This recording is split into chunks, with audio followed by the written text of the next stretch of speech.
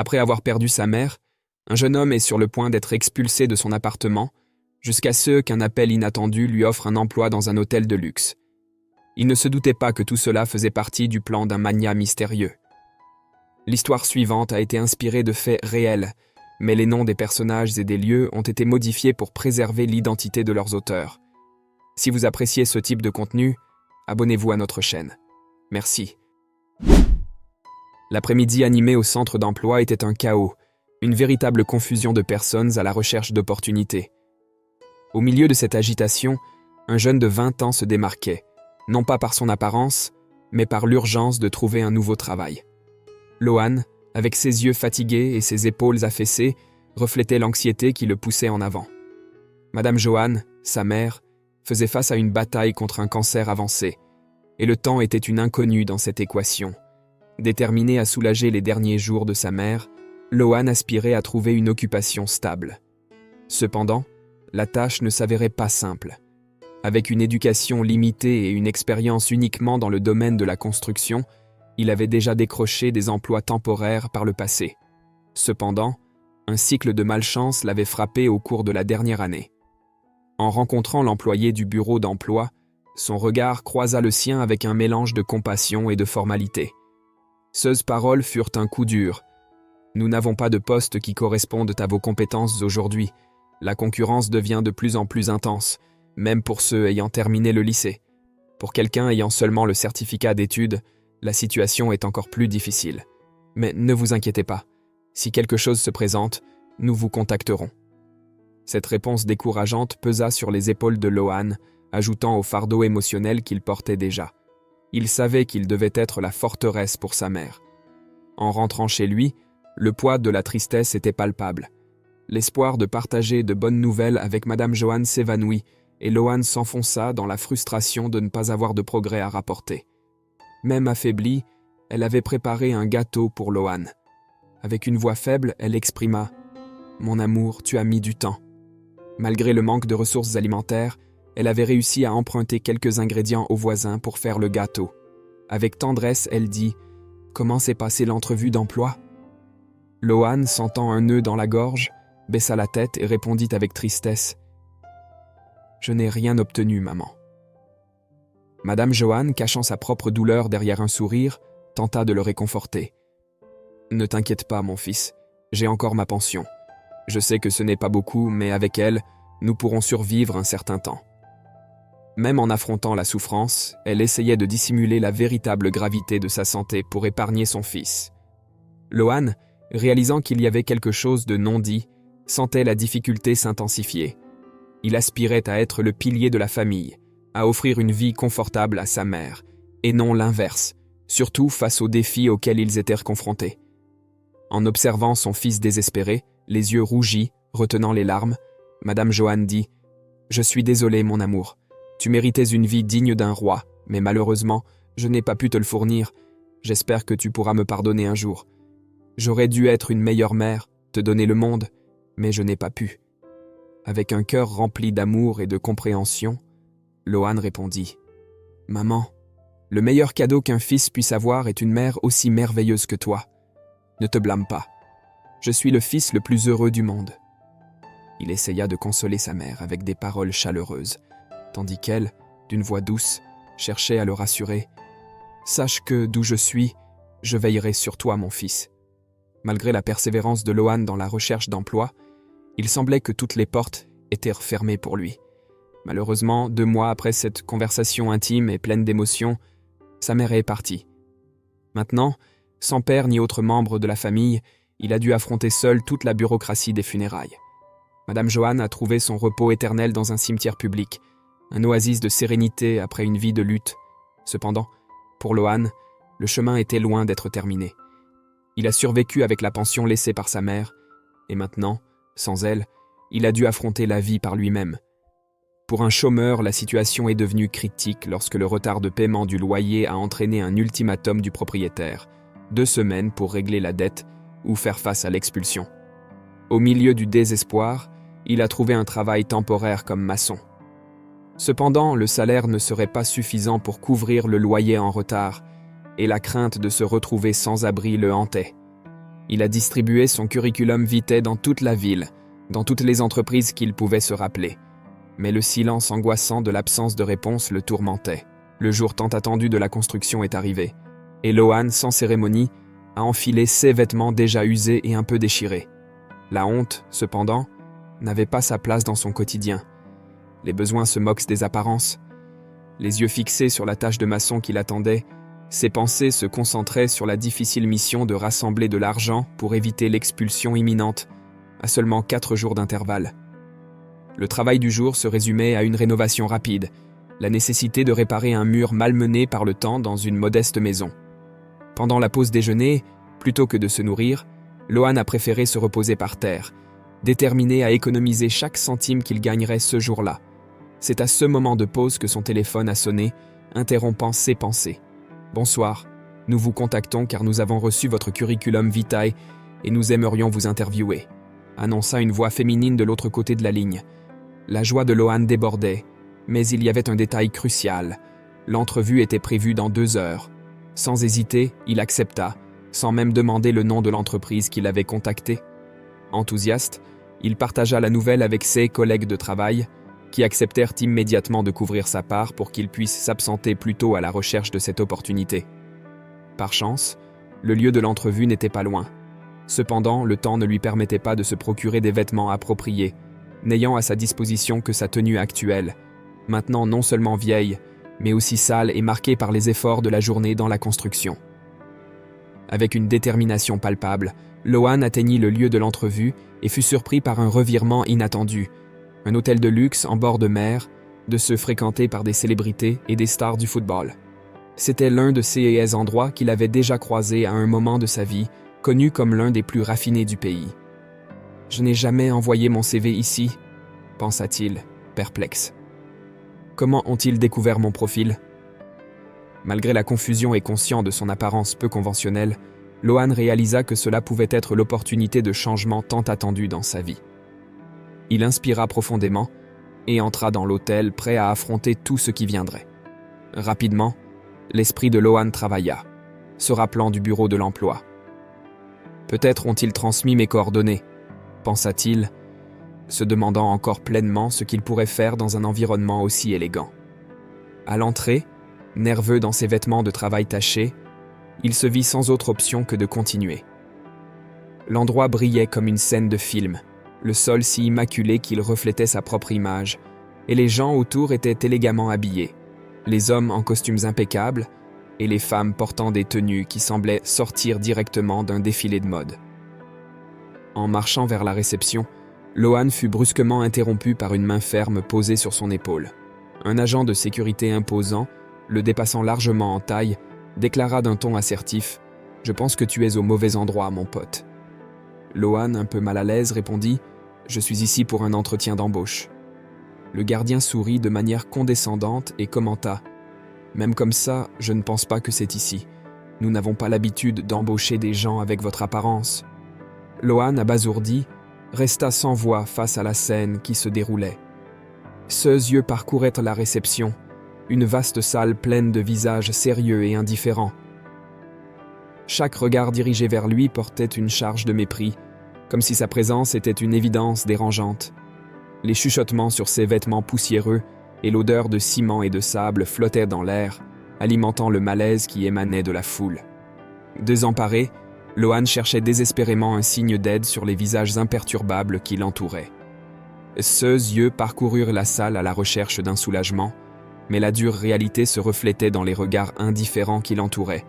La tête baissée, la sensation de disparaître devenait presque palpable. Le vigile, de manière impitoyable, saisit son bras, prêt à le conduire hors de la pièce. La hâte de s'en débarrasser était évidente dans ses actions, accompagnée de paroles qui ne faisaient qu'accentuer l'humiliation de Lohan. « Allons-y vite, car vous gênez déjà les clients », résonna la voix autoritaire du vigile, résonnant dans l'atmosphère hostile. Cependant, le retournement imminent se manifesta sous la forme d'une femme élégante qui bloqua le chemin du vigile. Sa présence irradia un calme qui, pendant un instant, dissipa la tension accumulée à la réception. C'était Emma, une femme d'affaires d'une autre ville, une habituée assidue de l'hôtel. « J'ai tout vu. Vous n'avez même pas vérifié à la réception si ce jeune homme avait un entretien. » réprimanda Emma, sa voix mêlant fermeté et amabilité. Loan, encore étourdie, déversa son histoire devant elle, partageant les difficultés de sa recherche d'emploi et les événements humiliants de la journée. La compassion sincère dans les yeux d'Emma offrit un soulagement momentané au poids que Loan portait depuis des semaines. Avec un sourire chaleureux, Emma complimenta la force de Loan. « Vraiment, vous êtes un homme fort », déclara-t-elle, et l'empathie dans sa voix résonna dans la pièce. Loan, rougissant et reconnaissant pour la compréhension, n'eut guère le temps de rendre les éloges quand le vigile réapparut accompagné d'une autre femme. « Je vois que vous avez déjà rencontré Emma, l'une de nos meilleures clientes », déclara la femme élégante, se présentant comme Justine. « Je m'appelle Justine. C'est moi qui vous ai invité à l'entretien. Je regrette le comportement de notre vigile. Il sera réprimandé pour cela. » Le soulagement se mêla à la surprise sur le visage de Loan, alors que les pièces du puzzle s'emboîtaient, révélant un tournant inattendu dans sa journée tumultueuse. Le vigile, à côté d'Emma, affichait une expression nerveuse et une pâleur évidente. Emma, se retirant avec un geste aimable, conduisit Loan jusqu'à l'ascenseur, devenant le centre de tous les regards à la réception. La scène était une vive contradiction, avec Emma dans sa tenue formelle impeccable et Loan dans ses vêtements de travail visiblement usés. Les couloirs luxueux de l'hôtel furent parcourus sous des regards discrets et certains plus flagrants. La présence de Justine aux côtés de Loan, cependant, lui procurait une sensation réconfortante de sécurité. Ils entrèrent dans le bureau de Justine, où elle commença l'entretien, interrogeant Loan sur sa vie, son éducation et ses expériences professionnelles. Loan, de manière sincère, partagea son histoire, mais au fond, l'espoir s'écoulait de ses paroles. Il se sentait inapte pour le travail, comme s'il ne possédait pas ce qu'il fallait. Après avoir écouté attentivement, Justine le surprit avec la nouvelle. « Vous êtes embauché, vous pouvez commencer tout de suite. » Loan cligna des yeux incrédule, se demandant s'il avait bien entendu. Justine, souriante, réitéra « Vous êtes embauché. Quand pouvez-vous commencer ?» Un sourire de gratitude illumina le visage de Loan, assurant qu'il pouvait commencer immédiatement. Contaminée par l'enthousiasme du jeune homme, Justine lui donna des instructions. « Allez au vestiaire. Vous y trouverez des vêtements appropriés et pourrez prendre une douche. Je vois que vous avez déjà beaucoup travaillé ce matin. Ensuite, revenez ici et je vous expliquerai vos responsabilités. » La promesse d'un nouveau parcours professionnel remplit le cœur de Loan d'un espoir renouvelé alors qu'il suivait les instructions de Justine. Après une douche revigorante et un changement de vêtements dans le vestiaire, Loan revint, toujours incrédule face à l'opportunité qui se présentait devant lui. Justine l'informa de la tâche assignée, remplacer la porte et les prises électriques dans la chambre de M. Riquelme, le propriétaire de l'hôtel.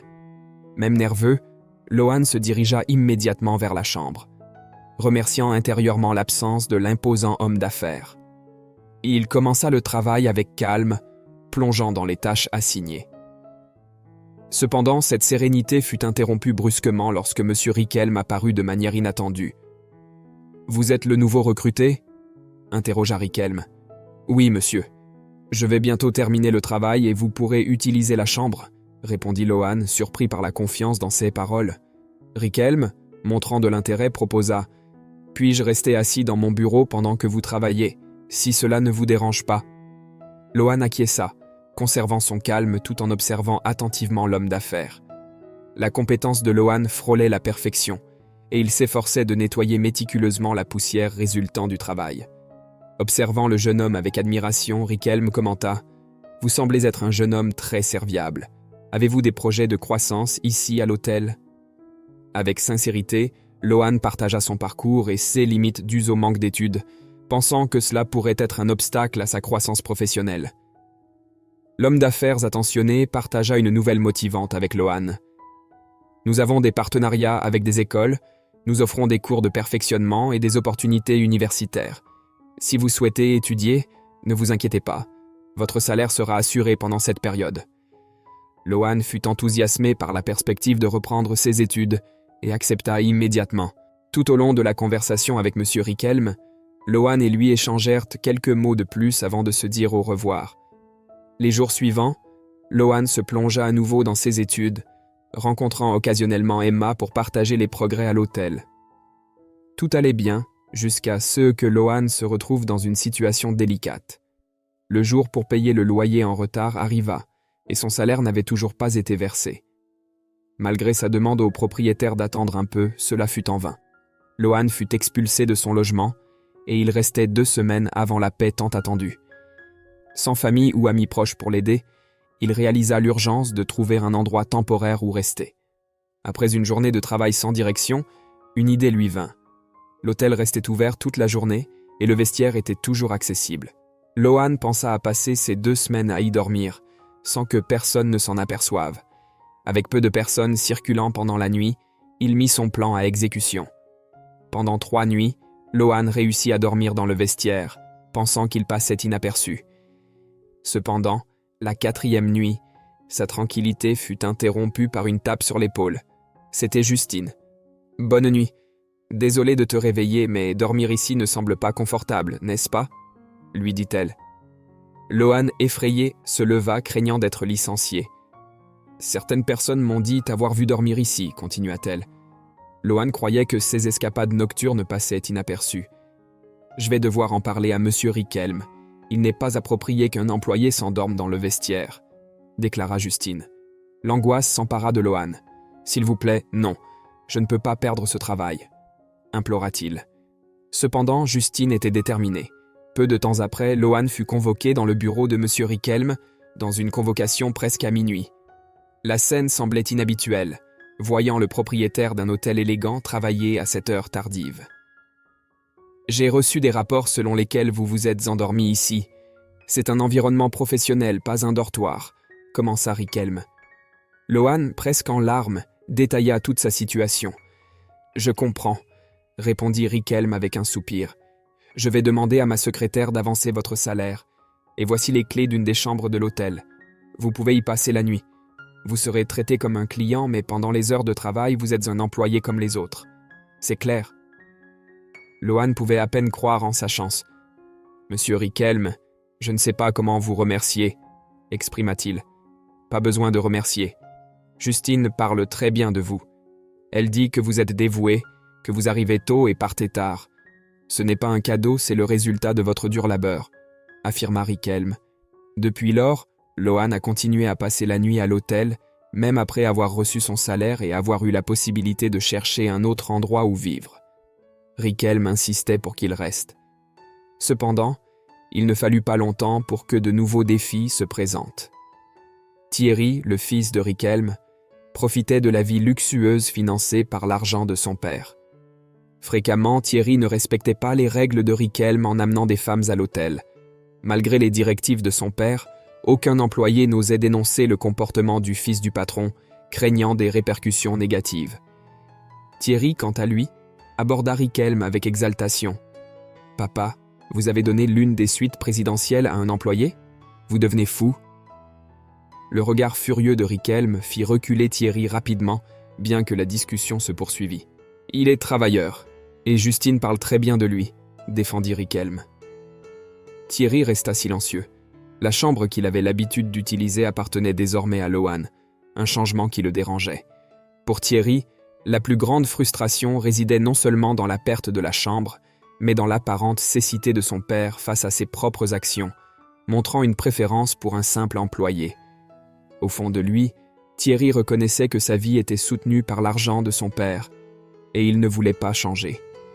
En réponse, il a commencé à rendre la vie de Lohan plus difficile. Thierry rencontrait fréquemment Lohan, lui imposant des tâches qui ne faisaient pas partie de ses responsabilités.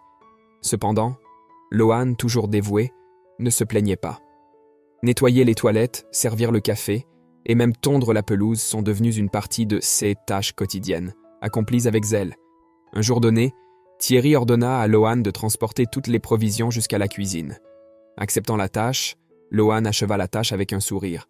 Observant de loin, Thierry commenta « Maintenant, je comprends pourquoi mon père t'admire tant. Je pense qu'il doit avoir raison. » Le temps a avancé de 2 ans.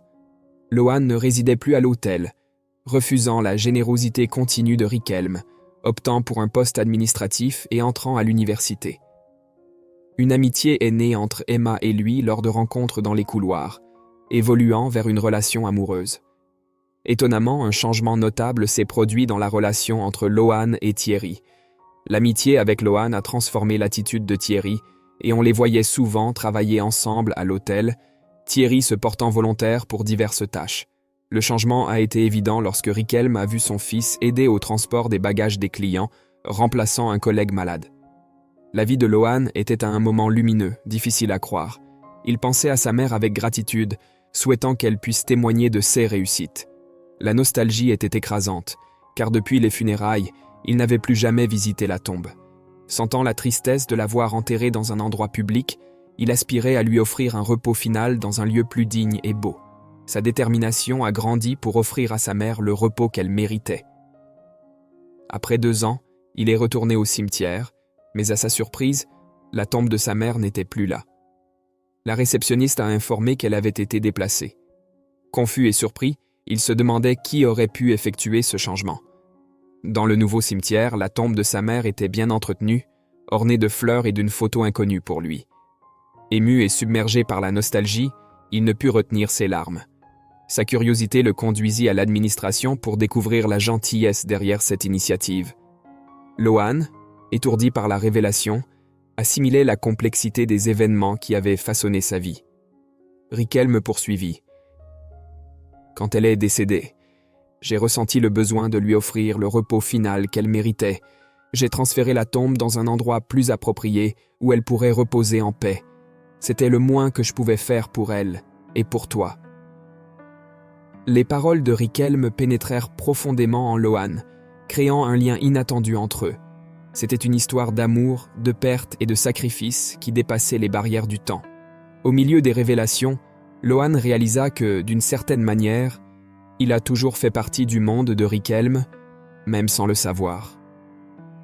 L'homme qui semblait d'abord être un étranger était devenu une figure paternelle, le guidant silencieusement à travers les adversités de la vie. La connexion entre les deux, née de circonstances inhabituelles, se déployait maintenant avec une compréhension plus profonde. Richelme conclut « Tu n'es pas seulement un employé dévoué, mais un lien vital dans ma vie.